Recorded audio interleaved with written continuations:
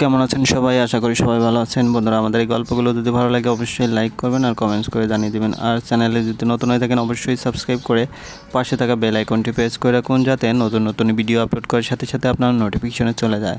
আমাদের আজকের গল্প ভালোবাসবো যে তোকে, পার্ট 2, লেখিকা সারা মেহেক। আয়ান চলে যাওয়ার পর আয়ানের আম্মু হাঁটু গেড়ে বসে কান্না করতে থাকে। অহনা আর মৌ ওনার পাশে বসে আছে। অহনা কি বলবে কি বুঝতে পারছে না। তার ভাইয়া যে এমন কিছু করবে সে আশাও করতে পারেনি। আয়ানের আম্মু মৌকে উদ্দেশ্য করে বলে, দেখ না মৌ, কী থেকে কি হয়ে গেল। আমি তো আমার ছেলেকে এমন শিক্ষা দেইনি, তাহলে এমন ব্যবহার কেন করলো? আন্টি, আপনি প্লিজ এত স্ট্রেস নেবেন না। আপনার বিপি লো হয়ে গেলে সমস্যা হবে। হ্যাঁ আম্মু, প্লিজ শান্ত হও। আন্টি, একটা কথা, এই বিষয়টা প্লিজ আঙ্কেলকে বলবেন না। উনি জানতে পারলে আয়ান ভাইয়ের অবস্থা খুব খারাপ হয়ে যাবে। আর আন্টি, তুমি এখন থেকে চিন্তা বাদ দাও। আয়ান ভাইকে আমি সোজা করব।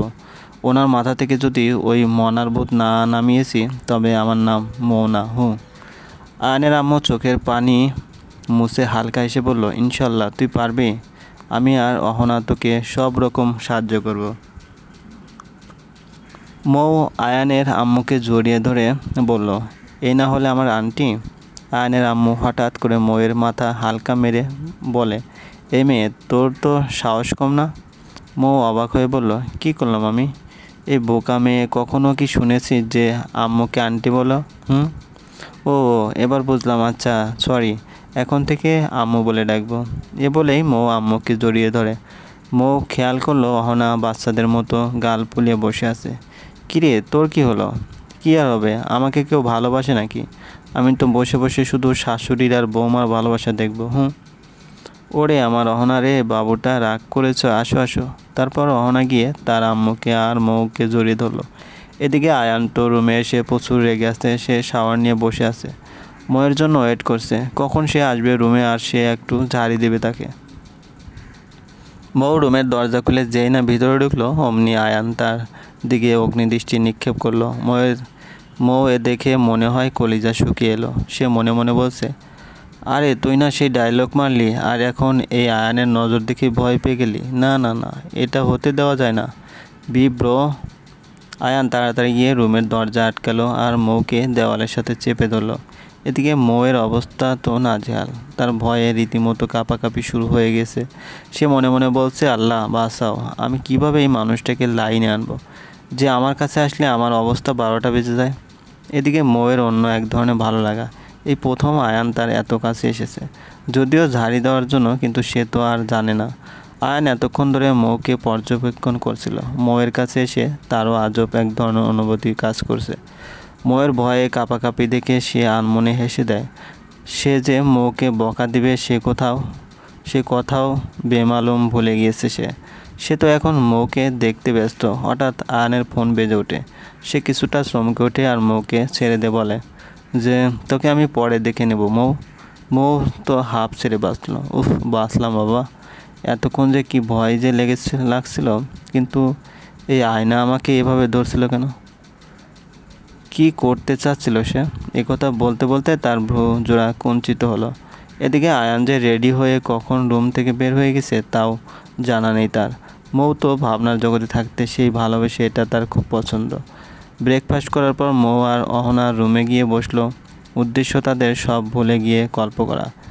এই দুজন প্রচুর গল্প করতে পারে। মৌ আর অহনা গল্প করছে, এর মধ্যে হঠাৎ মৌয়ের ফোন আসলো। তার ভাইয়া ফোন করেছে। আসসালামু আলাইকুম আমার ছোটো মনি, কেমন আছিস? ওয়ালাইকুম আসসালাম, আলহামদুলিল্লাহ ভালো আছি। তুমি কেমন আছো ভাইয়া? আমিও আলহামদুলিল্লাহ ভালো আছি। আচ্ছা, সব ঠিকঠাক আছে তো?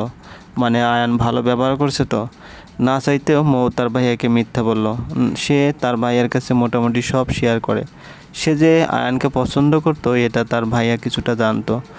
ভাইয়া সব ঠিক। আচ্ছা, আব্বু আম্মু কি এখনও আমার উপর রেগে আছে? অল্প একটু, ধীরে ধীরে রাগ কমে যাবে, তুই টেনশন করিস না। মৌ আর মাহাতাব বেশি কিছুক্ষণ কথা বলার পর ফোন রাখলো।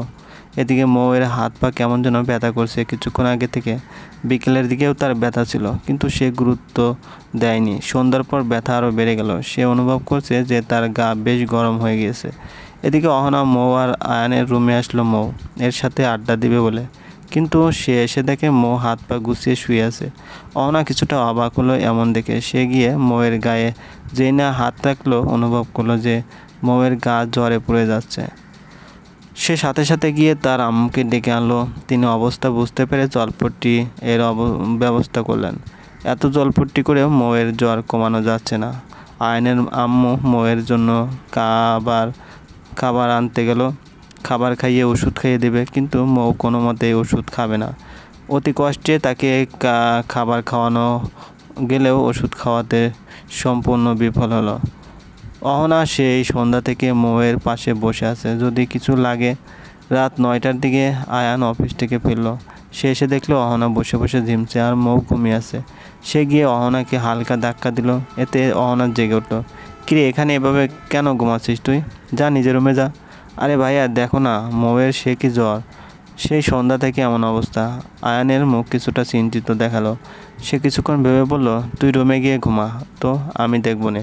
অহনা কিছুটা অবাক হলো, বলল, শিওর তো ভাইয়া? আরে হ্যাঁ শিওর। আরে শোনো না ভাইয়া, মৌ কিন্তু ওষুধ খায়নি, পারলে ওষুধ খাইয়ে দিস ওকে। অহনা চলে যেতেই আয়ান ফ্রেশ হয়ে মৌয়ের পাশে বসলো। মাথায় হাত রাখতেই সে কিছুটা ভয় পেল, কারণ মৌয়ের শরীর খুব গরম হয়ে আছে জ্বরের জন্য। আয়ান মৌকে জোর করে ওঠালো ওষুধ খাওয়ানোর জন্য। অনেক কষ্টে সে ওষুধ খাওয়ালো। এদিকে মৌ না ঘুমিয়ে আজব কথা বলছে জ্বরের ঘরে, যা শুনে আয়ান না চাইতেও হেসে দিল। অহনা রে, শোন না, তোর ভাইয়াই এমন কেন রে? খুবই পচা একটা মানুষ। আয়ান এতক্ষণ বুঝতে পারলো মৌর সব কিছু তাকে অহনা ভেবে বলেছিল। ওই অহনা, কথা বলিস না কেন রে? দেখ না, তোর ভাইয়া এমন মেরেছে আমাকে যে জ্বর এসে গিয়েছে। চলবে। গল্পটি ভালো লাগলে অবশ্যই লাইক করবেন আর কমেন্টস করে জানিয়ে দেবেন। আর চ্যানেলে যদি নতুন হয়ে থাকেন অবশ্যই সাবস্ক্রাইব করে পাশে থাকা বেল আইকনটি প্রেস করে রাখুন, যাতে নতুন নতুন ভিডিও আপলোড করার সাথে সাথে আপনার নোটিফিকেশনে চলে যায়। ধন্যবাদ। আন্টি, আপনি প্লিজ এত স্ট্রেস নেবেন না, আপনার বিপি লো হয়ে গেলে সমস্যা হবে। হ্যাঁ আম্মু, প্লিজ শান্ত হও। আন্টি, একটা কথা, এই বিষয়টা প্লিজ আঙ্কেলকে বলবেন না, উনি জানতে পারলে আয়ান ভাইয়ের অবস্থা খুব খারাপ হয়ে যাবে। আর আন্টি, তুমি এখন থেকে চিন্তা বাদ দাও, আয়ান ভাইকে আমি সোজা করব। ওনার মাথা থেকে যদি ওই মনার ভূত না নামিয়েছি, তবে আমার নাম মৌনা। আয়ানের আম্মু চোখের পানি মুছে হালকা এসে বলল, ইনশাল্লাহ তুই পারবি, আমি আর অহনা তোকে সব রকম সাহায্য করব। মৌ আয়ানের আম্মুকে জড়িয়ে ধরে বলল, এই না হলে আমার আন্টি। আয়ানের আম্মু হঠাৎ করে মৌয়ের মাথা হালকা মেরে বলে, এই মেয়ে, তোর তো সাহস কম না? মৌ অবাক হয়ে বলল, কি করলাম আমি? এই বোকা মেয়ে, কখনো কি শুনেছি যে আম্মুকে আন্টি বলো? ও, এবার বুঝলাম, আচ্ছা সরি, এখন থেকে আম্মু বলে ডাকবো। এ বলেই মৌ আম্মুকে জড়িয়ে ধরে। মৌ খেয়াল করলো অহনা বাচ্চাদের মতো গাল ফুলিয়ে বসে আছে। কিরে, তোর কি হলো? কি আর হবে, আমাকে কেউ ভালোবাসে নাকি? আমি তো বসে বসে শুধু শাশুড়ির আর বৌমার